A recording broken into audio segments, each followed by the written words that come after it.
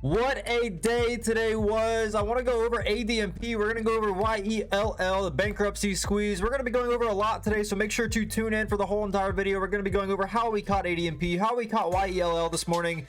Also, tune into the Discord. We do live trading every single day. We do a live morning show every single morning. We do a nightly watch list, live alerts, good stuff like that. So let's go ahead and get into ADMP today. The biggest trade of the day for 47%. So today was really slow. And if we go ahead and look at the day for today, our recap for the day, we had 1, 2, 3, 4, 5, 6, 7, 8 trades today. OCEA, AMSC, ACHR, YELL, Nikola, and ADMP. So biggest wins of the day were on YELL and ADMP. We're going to go over both of those and how I was able to plan for them, catch them, and all that good stuff.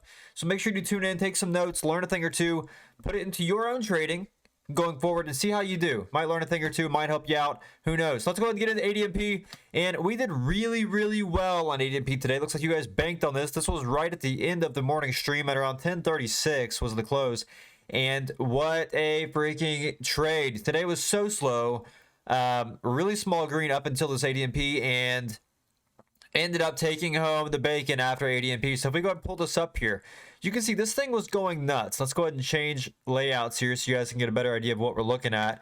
And let's pull up ADMP. ADMP, again, was one of our leading gappers today. So you can see what we had here. And these setups always do me so well. I'd say about 85% of the time, these work out nicely.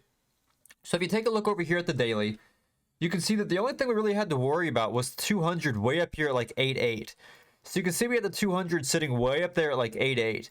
So that was going to be our limiting factor as far as range goes. So if you take a look at the setup, always what you want to do. Of course, we've got the volume, we've got the price action. This thing looks strong as I don't know what on the 1 minute. But if we take a look at the daily, again, looking at your daily to find your range to see if it's a logical setup before you try to play it. So if we take a look at the daily, our range here was clearly to 7.7, to 8, and of course we've got some sellers here off the 6.9 as well. So we've got 6.9, we've got 7.7, we've got 8. So we had our range identified. Let's go ahead and mark this up on our 15-second time frame so you guys can get a better idea of what we're looking at for range. So we had 7, we had 7.7, and we had 8.8. So again, we had 7.7 and we had 8.8 as our range.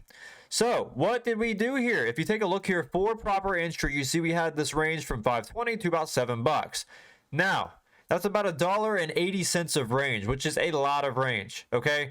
So entry here really could have been between the $5.20 to about $5.50 area for it to be a proper entry. For me personally, ended up having the entry here on $5.3. You can see that right here. And did really well. Scaled about half up into the first halt at 5.9, and this thing just did not stop. And again, we had the clear consolidation here after this first halt. So again, this halted here from the 3s to the 4s initially. Now, upon resumption, what you'll see on these halts, you don't want to just chase these out of the halt, right? So we didn't just chase it above the high of day here over the 4s, right? Because then you're liable to get wrecked by sellers. I mean, you're not waiting for any confirmation. So my confirmation here, we waited for it to confirm highs, which was around 5.2. Once it pulled back, I said, okay, I want to watch this to see if it can't hold this range, possibly break over this base of high of day here. And I'll take the entry over high of day for the room to 7, 7.7, and 8.8. And lo and behold, we got that exact move here. So it's all about, again, the number one thing that people do not do, they fail to do in their own trading, is checking the larger time frames for range. If you don't have range, you're not going to find buyers. The likelihood of finding buyers with a lack of range is so slim. Whenever you have a lot of range like this, it's really easy to find buyers. And you can see that happen here. The same goes on the next trade we're going to go over as well. But you can see here on ADMP, this thing halted, resumed, tested that 5.2. Waited for the break of high of day. Once buyers confirmed over that high of day and confirmed to like the setup up here over 5.2, buyers confirmed over 5.2. They still like it here. So again, we're playing momentum. We are playing with the buyers here in the setup. And after they confirmed the break, took the entry at 5.3, risking 5.20 for the range to 7. And again,